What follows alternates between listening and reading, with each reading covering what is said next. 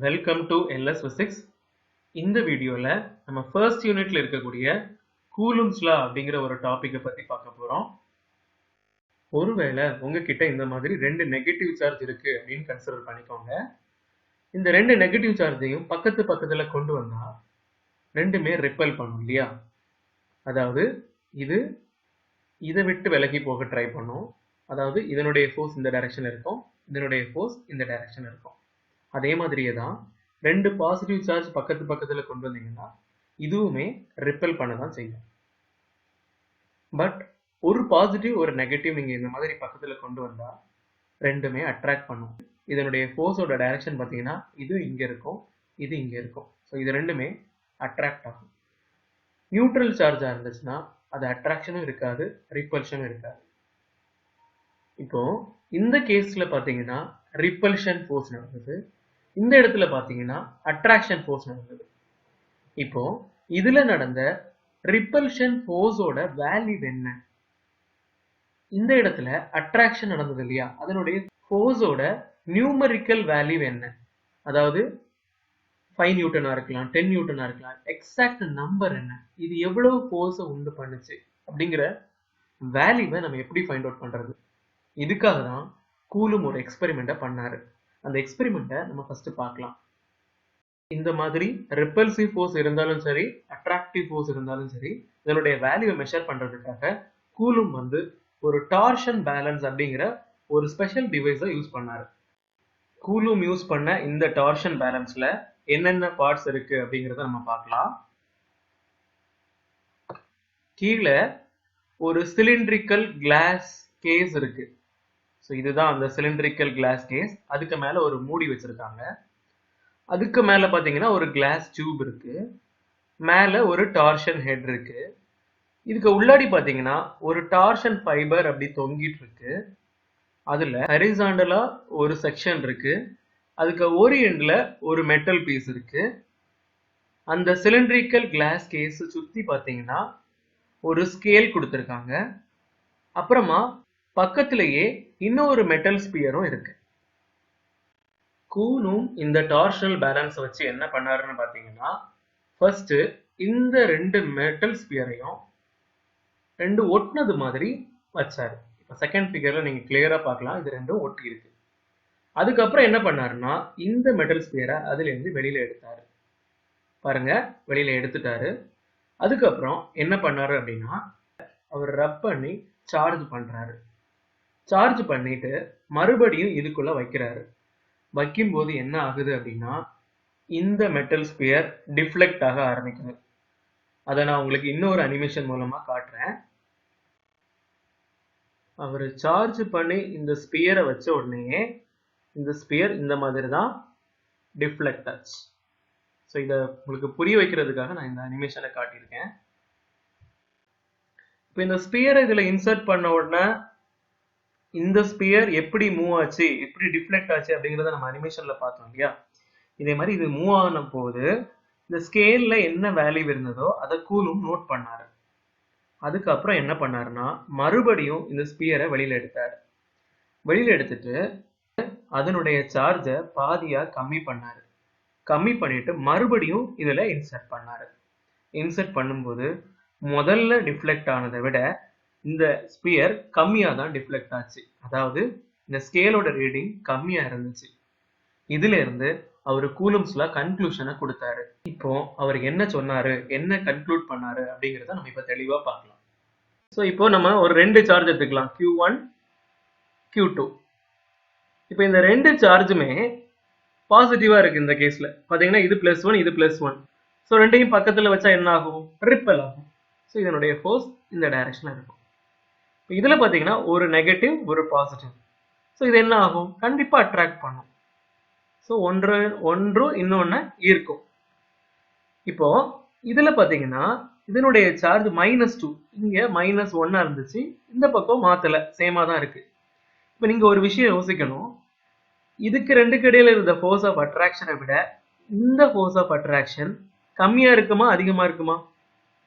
கண்டிப்பா அதிகமா தான் இருக்கும். ஏன்னா இந்த சார்ஜோட வேல்யூ அதிகமா இருக்கிறனால. இப்போ இந்த கேஸ்ல பாருங்க, இங்க -3, இங்க -3. இப்போ இது ரெண்டும் அட்ராக்ட் பண்ணுமா ரிப்பல் பண்ணுமா? சேமா இருக்கிறதுனால கண்டிப்பா ரிப்பல் பண்ணும். பட் இந்த ரிப்பல்சிவ் ஃபோர்ஸ் வந்து அதிகமா இருக்கும். அதுல இருந்து நம்ம ஒரு கன்க்ளூஷனுக்கு வரலாம்.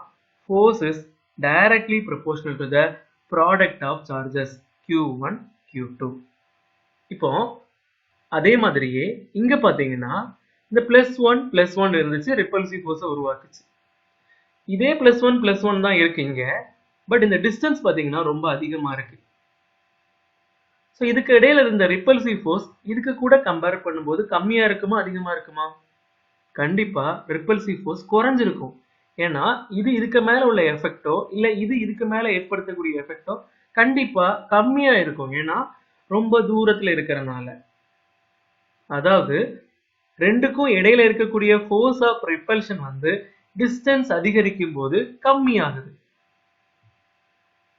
அதே மாதிரி இந்த கேஸ்ல பாத்தீங்கன்னா இது நெகட்டிவ் இது பாசிட்டிவ், ரெண்டுமே அட்ராக்ட் தான் பண்ணும். பட் இதுக்கு டிஸ்டன்ஸ் ரொம்ப ஜாஸ்தியா இருக்கு இதுக்கு கூட கம்பேர் பண்ணும்போது. அதனால இதனுடைய ஃபோர்ஸ் ஆஃப் அட்ராக்ஷன் கண்டிப்பா கம்மியா தான் இருக்கும். ஸோ நம்ம இப்படி ஒரு ரிசல்ட் எடுத்திருக்கோம், இப்படி ஒரு ரிசல்ட் எடுத்திருக்கோம். இது ரெண்டையும் கம்பைன் பண்ணி எழுதணும்னா F proportional to Q1 Q2 இது கன்சிடர் பண்ணும்போது டிவைடட் பை R² அப்படின்னு நம்ம கம்பைன் பண்ணி எழுதலாம். இப்போ இதை நம்ம F is equal to போடும்போது ஒரு கான்ஸ்டன்ட் போடுவோம், K into Q1 Q2 by R². இந்த K ஓட வேல்யூ என்னன்னு பார்த்தீங்கன்னா 1/4 pi epsilon naught. நமக்கு கிடைச்ச இந்த equation பார்த்தீங்கன்னா force of attraction or repulsion between two charges ஓட வேல்யூவை கொடுக்கும், பட் டைரக்ஷனை கொடுக்காது. ஸோ டைரக்ஷனும் கிடைக்கிற மாதிரி இந்த equation எப்படி எழுதுறது அப்படிங்கிறத பார்க்கலாம். இப்போ நம்ம Q1 Q2 அப்படின்னு ரெண்டு பாசிட்டிவ் சார்ஜ் எடுத்துக்கலாம். ரெண்டுக்கும் இடையில உள்ள டிஸ்டன்ஸை நம்ம Rன்னு எடுத்துக்கலாம். ஸோ ரெண்டுமே பாசிட்டிவா இருக்கிறனால கண்டிப்பா ரிப்பல் பண்ணும். இப்போ பார்த்தீங்கன்னா இந்த Q1ங்கிற பாசிட்டிவ் சார்ஜ் Q2வை தள்ளிவிடும். ஸோ அது தள்ளி விடும்போது அதனுடைய டைரக்ஷன் இப்படி இருக்கும். இப்போ பார்த்தீங்கன்னா இதை நம்ம இந்த ஃபோர்ஸை, இந்த ரிப்பல்சிவ் ஃபோர்ஸை F21 அப்படின்னு மார்க் பண்ணியிருக்கோம். எதனால F21 அப்படின்னு மார்க் பண்றோம் அப்படின்னா first number on the charge அப்படின்னு மீன் பண்ணும், அதாவது ஃபோர்ஸ் ஆன் Q2 அப்படின்னு அர்த்தம். செகண்ட் நம்பர் என்ன பண்ணும்னா பை த சார்ஜ், அதாவது எதனால அந்த ஃபோர்ஸ் உருவாச்சு, அதாவது F21ங்கிறது force on charge Q2 by the charge Q1 அப்படிங்கிறது அர்த்தம். இதே மாதிரியே நம்ம இப்போ இந்த டைரக்ஷனை டினோட் பண்ணலாம். டைரக்ஷன் எப்படி இருக்கு, சார்ஜ் 1 to 2, அதாவது இந்த டைரக்ஷன்ல தான் இருக்கு, 1ல இருந்து 2க்கு போறனால நம்ம இந்த டைரக்ஷனை R12 கேப் அப்படின்னு மார்க் பண்ணிக்கலாம். ஸோ இப்போ நம்ம இந்த ஃபார்முலாவை வெக்டார் ஃபார்முலா எப்படி எழுதுவோம் அப்படின்னா இதை எழுதிக்கலாம். நம்ம இப்போ F21 vector is equal to அதே தான் K into Q1 Q2 divided by R² இன்டு அந்த டைரக்ஷன் வரும், அதாவது R12 கேப். இதே மாதிரி இந்த Q2 சார்ஜ் பார்த்தீங்கன்னா இந்த Q1 ரிப்பல் பண்ணும் இல்லையா, அப்போ இதுக்கு எப்படி எழுதணும், இதனுடைய டைரக்ஷன், அப்போ இதனுடைய டைரக்ஷன் எப்படி இருக்கும், இந்த மாதிரி இருக்கும், F12 வெக்டார்னு வரும்.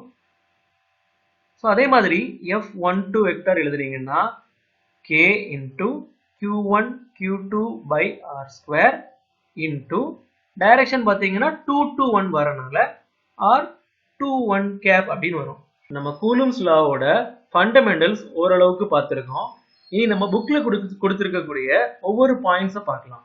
ஃபர்ஸ்ட் பாயிண்ட் பார்த்தீங்கன்னா Coulomb's law states that electrostatic force is directly proportional to the product of magnitude of 2 point charges and inversely proportional to the square of the distance between 2 point charges. அப்படிங்கறத நம்ம already பார்த்துட்டோம் இல்லையா. Electrostatic ஃபோர்ஸ்னா force of attraction or repulsion between the two charges is directly proportional to the product Q1 Q2 divided by inversely proportional to the square of the distance between na நம்ம divided by அந்த distance between அந்த R, அந்த R² அப்படின்னு போட்டோம். அப்படிங்கறத நம்ம ஏற்கனவே பார்த்துட்டோம், அதான் ஃபர்ஸ்ட் பாயிண்ட்ல கொடுத்திருக்காங்க. இப்போ நம்ம செகண்ட் பாயிண்ட் பார்க்கலாம். The force on the charge Q2 exerted by the charge Q1 அப்படின்னா இந்த F21 தான்.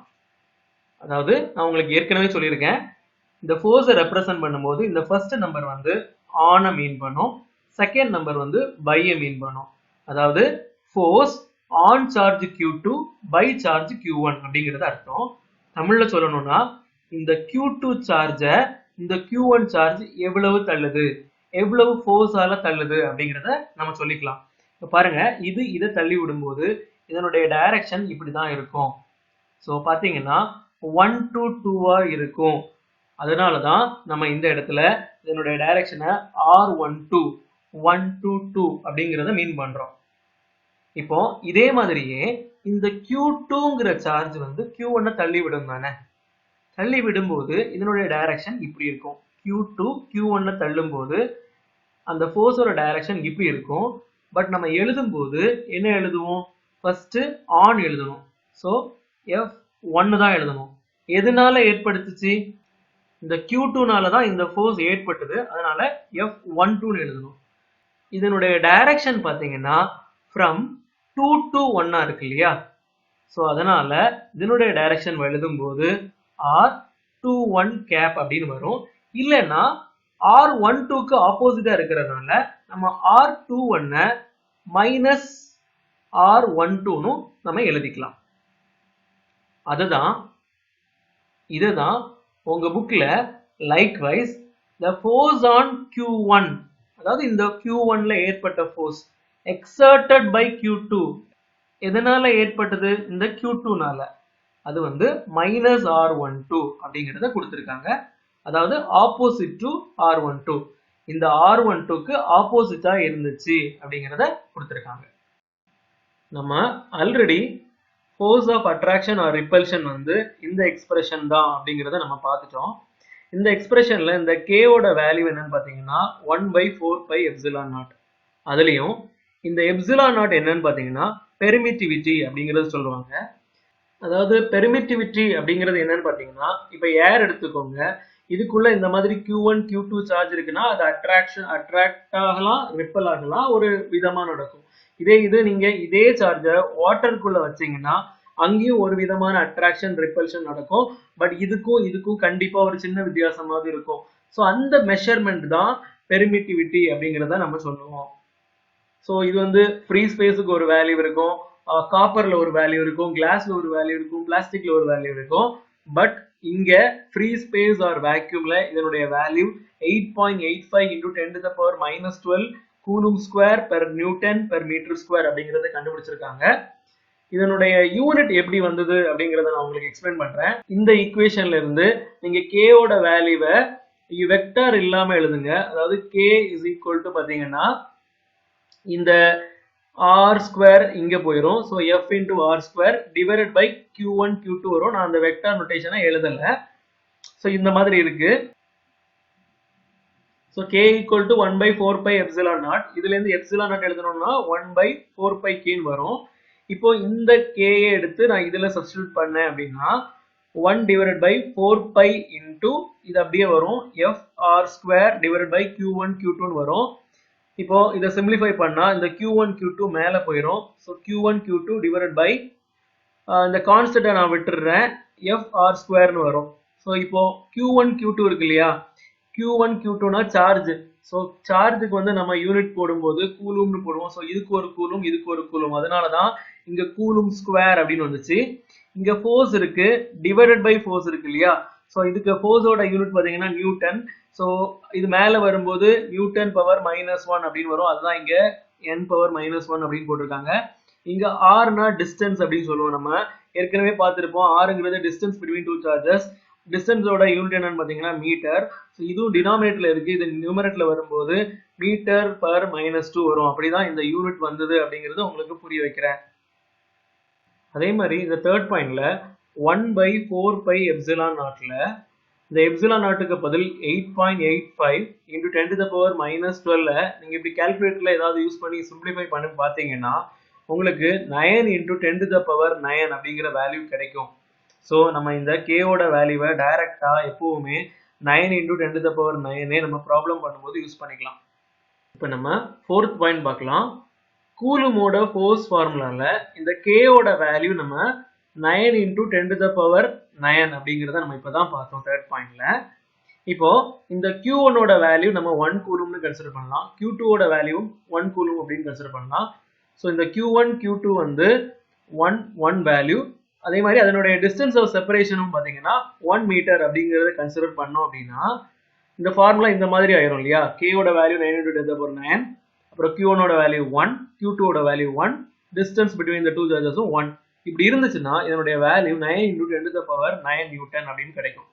அதாவது இது என்ன அர்த்தம் அப்படின்னா 1 கூலும் ஆஃப் சார்ஜை நம்ம 1 மீட்டர் டிஸ்டன்ஸ்ல வச்சிருந்தோம் அப்படின்னா அது ஏற்படுத்தக்கூடிய ஃபோர்ஸ் எவ்வளோன்னு பார்த்தீங்கன்னா 9 into 10 to the power 9. இது ஒரு மிகப்பெரிய நம்பர், அதாவது ஆல்மோஸ்ட் 1 மில்லியன் டன்னுக்கு ஈக்குவல் அப்படிங்கிறது. இது ஒரு லார்ஜ் வேல்யூ அப்படிங்கிறத கொடுத்துருக்காங்க. இப்போ நம்ம 5th பாயிண்ட் என்ன கொடுத்துருக்காங்க அப்படின்னு பார்க்கலாம். இப்போ உங்க கையில 2 சார்ஜ் இருக்குன்னு வச்சுக்கோங்க, Q1 Q2. இதை ஒரு ஃப்ரீ ஸ்பேஸ் ஆர் வேக்யூம்ல நீங்க ஃபோர்ஸ் கால்குலேட் பண்றீங்க இந்த ஃபார்முலா யூஸ் பண்ணி. இப்போ ஒரு ஆன்சர் கிடைக்குது. இப்போ அதே சார்ஜை நீங்க வேற மீடியம், ஃப்ரீ ஸ்பேஸ் ஆர் வேக்யூமை தவிர வேற மீடியம், அதாவது வாட்டர்னு வச்சுக்கோங்க. அப்போ அங்க போய் force of attraction or repulsion calculate பண்ணீங்கன்னா ஃப்ரீ ஸ்பேஸ் ஆர் வேக்யூம்ல கிடைச்ச ஆன்சரை விட இந்த ஆன்சர் கண்டிப்பா கம்மியா கிடைக்கும். ஏன் அப்படின்னு பாத்தீங்கன்னா இந்த பெர்மிட்டிவிட்டியோட வேல்யூ தான். ஃப்ரீ ஸ்பேஸோட value 8.854 into 10 to the power -12 அப்படிங்கிறத நம்ம இப்போ பார்த்தோம் இல்லையா. அதே மாதிரி பெர்மிட்டிவிட்டி ஆஃப் அதர் மீடியம் பார்த்தீங்கன்னா எப்பவுமே ஃப்ரீ ஸ்பேஸோட கிரேட்டரா இருக்கிறனால இப்போ பாருங்க இந்த ஃபார்முலால இந்த ஃபோர்ஸும் இந்த பெர்மிட்டிவிட்டியும் இன்வெர்ஸ்லி ப்ரொபோர்ஷனலா இருக்கிறனாலையும் அதர் மீடியம்ல எப்சிலானோட வேல்யூ கிரேட்டரா இருக்கிறனால ஃபோர்ஸோட வேல்யூ குறையுது. இதுதான் உங்க புக்ல ஃபோர்ஸ் பிட்வீன் 2 பாயிண்ட் சார்ஜஸ், அதாவது 2 சார்ஜுக்கு இடையில இருக்க ஃபோர்ஸ் வந்து மீடியம் அதர் தேன் வேக்யூம், வேக்யூமை தவிர வேற மீடியம், வாட்டரோ காப்பரோ கிளாஸோ எது இருந்தாலும் always less than that in vacuum அப்படின்னு கொடுத்துருக்காங்க. அப்புறம் ரிலேட்டிவ் பெர்மிட்டிவிட்டியை டிஃபைன் பண்ணியிருக்காங்க. Epsilon r is equal to epsilon divide by epsilon naught. Relative permittivity of ஏரோட வேல்யூ 1 அப்படின்னு கொடுத்துருக்காங்க. நியூட்டன்ஸ் லா ஆஃப் கிராவிடேஷனும் கூலும்ஸ் லாவும் பார்க்கறதுக்கு கிட்டத்தட்ட சிமிலராகவே இருக்கு. நியூட்டன்ஸ் லா ஆஃப் கிராவிடேஷன்ல பார்த்தீங்கன்னா ஃபோர்ஸ் வந்து directly proportional to product of masses and inversely proportional to square of distance between தம்னு வரும். இங்க பார்த்தீங்கன்னா force is directly proportional to the product of charges and inversely proportional to square of the distance between them வரும். இங்க constant வந்து g, இங்க constant வந்து k அப்படின்னு போடுவோம். பட் என்னத்தை தான் சிமிலாரிட்டி இருந்தாலும் சில டிஃபரன்சஸும் இருக்கு. அதை தான் நம்ம 6th பாயிண்ட்ல பார்க்க போறோம். கிராவிடேஷனல் ஃபோர்ஸுக்கும் கூலும்ஸ் ஃபோர்ஸுக்கும் ஒரு இம்பார்ட்டன்ட் டிஃபரன்ஸ் இருக்கு. என்னன்னு பாத்தீங்கன்னா கிராவிடேஷனல் ஃபோர்ஸ் வந்து 2 மாஸுக்கு இடையில எப்பவுமே அட்ராக்டிவா மட்டும்தான் இருக்கும். பட் கூலும்ஸ் லால பாத்தீங்கன்னா ஃபோர்ஸ் பிட்வீன் 2 சார்ஜஸ் பாத்தீங்கன்னா அட்ராக்ஷனாவும் இருக்கலாம், ரிப்பல்ஷனாவும் இருக்கலாம். அதாவது அன்லைக் சார்ஜஸா இருந்துச்சுன்னா அட்ராக்ட் பண்ணும், சேம் சார்ஜஸா இருந்துச்சுன்னா ரிப்பல் பண்ணும் அப்படிங்கிறது நமக்கு தெரியும். இது ஒரு முக்கியமான டிஃபரன்ஸ். செகண்ட் டிஃபரன்ஸ் என்னன்னு பாத்தீங்கன்னா இந்த கிராவிடேஷனல் கான்ஸ்டன்டோட வேல்யூ இருக்கு பாத்தீங்களா, அதனுடைய வேல்யூ என்னன்னு பாத்தீங்கன்னா 6.626 into 10 to the power -11 Newton. அதே நேரத்துல இந்த கூலும்ஸ் லால உள்ள இந்த கான்ஸ்டன்டோட வேல்யூ, அதாவது இது வந்து நம்ம கான்ஸ்டன்ட் k அப்படின்னு நினைப்போம். இதனுடைய வேல்யூ என்னன்னு பாத்தீங்கன்னா 9 into 10 to the power 9 Newton. இதுல ஒரு முக்கியமான விஷயம் என்னன்னா ஜியோட வேல்யூ கம்பேர் பண்ணும்போது கேயோட வேல்யூ ரொம்ப ரொம்ப அதிகமா இருக்கு. அதாவது இது 10 to the power -11ல இருக்கு, இது 10 to the power 9ல இருக்கு. அதுதான் the electrostatic force is always greater in magnitude than gravitational force அப்படின்னு கொடுத்திருக்காங்க. இப்போ நம்ம நியூட்டன்ஸ் கிராவிடேஷனல் லா யூஸ் பண்ணி 2 மாஸுக்கு இடையில இருக்கக்கூடிய கிராவிடேஷனல் ஃபோர்ஸை ஃபர்ஸ்ட் சப்போஸ் ஏர்ல வச்சு மெஷர் பண்றோம், அதுக்கப்புறம் வாட்டர்ல வச்சு மெஷர் பண்ணாலும் கிராவிடேஷனல் ஃபோர்ஸோட வேல்யூல எந்த சேஞ்சஸும் இருக்காது. அதே சமயத்துல நம்ம 2 சார்ஜஸுக்கு இடையில இருக்கக்கூடிய ஃபோர்ஸ் ஆஃப் அட்ராக்ஷனோ ரிப்பல்ஷனையோ கூலும்ஸ் லா யூஸ் பண்ணி 2 டிஃபரெண்ட் மீடியம், அதாவது ஏர் வாட்டர் அந்த மாதிரி 2 டிஃபரெண்ட் மீடியம்ல மெஷர் பண்றோம்னு வச்சுக்கோங்க. அப்படின்னா 2 வேல்யூவும் டிஃப்ரெண்டா தான் இருக்கும். ஏன்னா ஏருக்கு பெர்மிட்டிவிட்டி வேற வேல்யூ இருக்கும், வாட்டருக்கு பெர்மிட்டிவிட்டி வேற வேல்யூ இருக்கும். அதனால அந்த வேல்யூ சேமா இருக்காது. It depends upon the medium. ரெண்டு மாஸ் வந்து மூவ் ஆனாலும் ரெஸ்டா இருந்தாலும் அதனுடைய கிராவிடேஷனல் ஃபோர்ஸோட வேல்யூல எந்த மாற்றமும் இருக்காது. பட் அதே நேரத்துல ரெண்டு பாயிண்ட் சார்ஜஸ் வந்து ரெஸ்டா இருந்தா மட்டும்தான் நீங்க கூலும்ஸ்ல அப்ளை பண்ண முடியும். சப்போஸ் அது ரெண்டு சார்ஜஸ் வந்து மூவ்மெண்ட்ல இருந்ததுன்னா அது கூடவே கூலும்ஸ்ல கூட லாரன்ஸ் ஃபோர்ஸும் இன்வால்வ் ஆகும். இப்போ நம்ம 7th பாயிண்ட் என்னன்னு பார்க்கலாம். The force on charge Q1 exerted by a point charge Q2 அப்படின்னு பாத்தீங்கன்னா Q2 வந்து Q1ல எவ்வளவு ஃபோர்ஸ் கொடுக்குது அப்படிங்கிற எக்ஸ்பிரஷன் தான் இதுல எழுதியிருக்காங்க. அதனுடைய டைரக்ஷன் 2 to 1 இருக்கிறனால தான் அந்த டைரக்ஷன் வெக்டர் வந்து R21 cap 2 to 1 இருக்கிறனால தான் அப்படி போட்டிருக்காங்க. 1 to 2க்கு எப்படி டைரக்ஷன் இருக்கும்? 1 இந்த R21 பாத்தீங்கன்னா R12க்கு ஆப்போசிட்டா இருக்கு. ஏன்னா R12ஓட டைரக்ஷன் இப்படி இருக்கு. ஸோ அதனால நம்ம R21 is equal to minus R12 அப்படிங்கிறத போடலாம். இப்போ இந்த மைனஸ் R12 நான் இங்க சப்ஸ்டிடியூட் பண்றேன். சப்ஸ்டிடியூட் பண்ணும்போது நமக்கு இந்த மாதிரி எக்ஸ்பிரஷன் கிடைக்கும். இந்த மைனஸை நான் ஃப்ரண்ட்ல கொண்டு வந்துட்டேன்னா இந்த மாதிரி கிடைக்கும். இதுதான் நம்ம ஆரம்பத்தில் எழுதின F21. So F12 is equal to minus F21 அப்படின்னு கிடைக்குது. ஸோ இதனால electrostatic force obeys Newton's third law. Newton's third law என்ன? Every action has equal and opposite reaction. So அதில் இருக்கிற மாதிரியே எக்ஸ்பிரஷன் கிடைச்சிருக்கு. கூலும் ஃபோர்ஸ் வந்து நம்ம எப்படி கால்குலேட் பண்ணோம் அப்படின்னா ரெண்டு சார்ஜஸ், அதாவது Q1 ஒரு பாயிண்ட் சார்ஜ், Q2ங்கிற இன்னொரு point charge separated by a distance, இதுக்கு தான் நம்ம ஃபோர்ஸ் கால்குலேட் பண்ணுவோம். பட் ஒரே ஒரு சார்ஜ் எடுத்து அதுக்கு இடையில இருக்கக்கூடிய ஃபோர்ஸை நம்ம கால்குலேட் பண்றதுங்கிறது ரொம்ப கஷ்டமான காரியம். அது வந்து பிராக்டிகலி இம்பாசிபிள். இன்ஃபேக்ட் கூலுமே பார்த்தீங்கன்னா அவரு ரெண்டு பாயிண்ட் சார்ஜஸ் எடுத்து தன்னுடைய எக்ஸ்பெரிமெண்ட்டை பண்ணல. இந்த மாதிரி ஒரு டார்ஷனல் பேலன்ஸை எடுத்து அதுல ரெண்டு ஸ்பியரை யூஸ் பண்ணி தான் இந்த கூலும் ஃபோர்ஸோட எக்ஸ்பிரஷனை கொடுத்தாரு.